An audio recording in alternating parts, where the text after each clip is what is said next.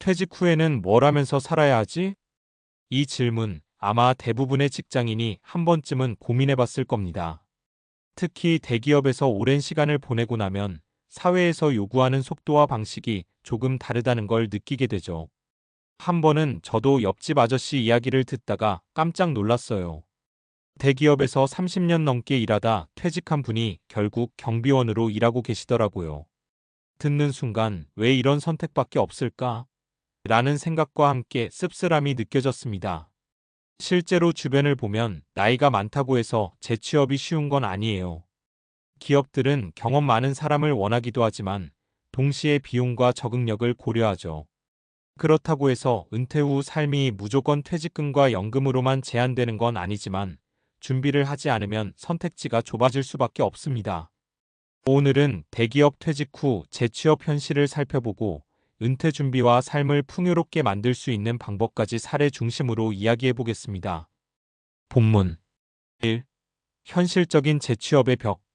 대기업에서 2030년을 근무하다 퇴직하면 보통 50대 후반 60대 초반이 됩니다. 나이가 많은 만큼 신체적, 정신적 경험은 풍부하지만 기업에서는 여전히 젊은 인력을 선호하는 경우가 많아요. 예를 들어 김씨 62세는 삼성에서 35년을 일한 후 퇴직했는데 재취업을 시도해도 대부분 상담사나 사무보조, 심지어 경비원 제안이 많았다고 합니다. 연봉도 기존보다 훨씬 낮고 사회적 위상도 달라지니 심리적으로 큰 충격이었죠. 하지만 이 현실은 경험이 쓸모없다는 의미가 아니라 사회적 구조와 기업 문화가 그렇게 짜여 있기 때문이에요. 결국 은퇴 후 삶을 준비하지 않으면 경비원이나 단순직 같은 선택밖에 없는 상황이 올 수 있습니다. 2. 사례 1. 새로운 커리어를 개척한 사례. 박씨 58세는 LG에서 연구원으로 일하다 퇴직했습니다. 처음에는 재취업이 쉽지 않아 고민했지만 자신이 오래 연구했던 분야를 살려 컨설팅 회사를 창업했죠. 포인트 기존 경험을 그대로 활용. 전략 전문성을 상품화 연구 노하우 기업 컨설팅. 결과 초기에는 어려웠지만 3년 만에 연 매출 1억 이상 달성.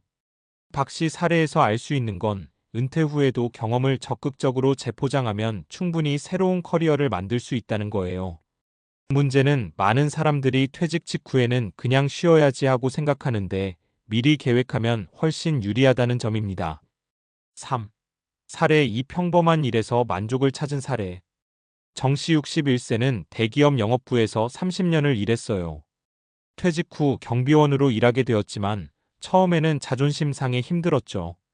그런데 한 달 정도 지나고 나서는 생각을 바꿨다고 합니다. 포인트 안정적인 수익과 일상에서 만족 찾기. 전략 단순히 일을 하는 게 아니라 커뮤니티 활동과 연결. 결과 동료 경비원들과 친목을 쌓고 회사 주변 주민들과 교류하며 정신적 만족감 증가. 정씨 사례는 은퇴 후에도 일의 의미를 다르게 바라볼 수 있다는 걸 보여줍니다. 경비원이라는 직업이 사회적 위상이 낮게 느껴질 수 있지만 일과 사회적 연결을 통해 삶의 만족도를 높일 수 있다는 거죠. 4. 사례 3. 은퇴 후 제2의 인생을 설계한 사례. 한씨 59세는 현대에서 28년 근무 후 퇴직했어요. 그는 퇴직금으로 작은 카페를 열었고 SNS 마케팅을 공부해 운영했습니다. 포인트 자기 주도적 선택.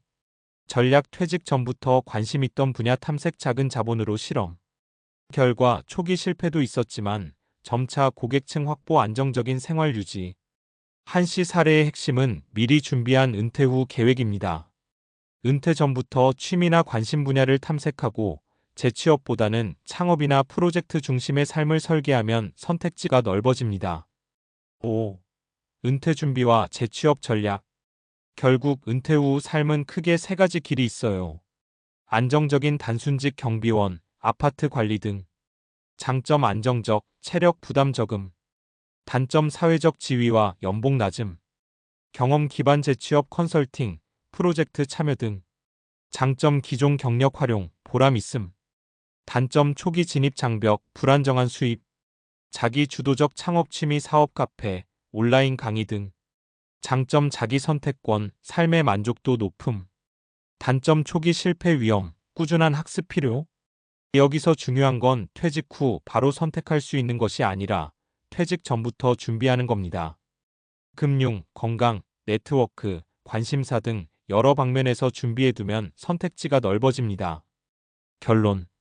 대기업에서 오랜 시간을 보낸 후 재취업 시장에서 나이 때문에 어려움을 겪는 사례는 많습니다.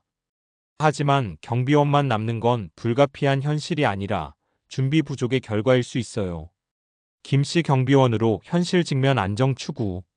박씨 전문성을 활용한 컨설팅 창업 새로운 도전. 한씨 관심 분야 카페 창업 자기 주도적 삶. 결국 중요한 건 은퇴 후 삶을 미리 설계하고 자신의 경험과 관심을 어떻게 재활용할지 고민하는 겁니다. 나이는 숫자일 뿐 준비와 전략이 있다면 퇴직 후 경비원만 남았다는 현실도 충분히 바꿀 수 있어요. 앞서 작성한 글에서 자연스럽게 이어질 만한 내용으로는 은퇴 준비의 구체적 전략과 심리사회적 측면을 다루는 것이 가장 논리적이고 정보성이 있습니다.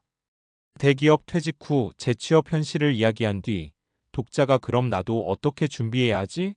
라는 궁금증을 가지게 되니까요. 제가 이어서 논리적 근거와 과학적 지식을 포함해 풀었으면 다음과 같이 구성할 수 있습니다. 은퇴 준비 전략과 과학적 접근. 1.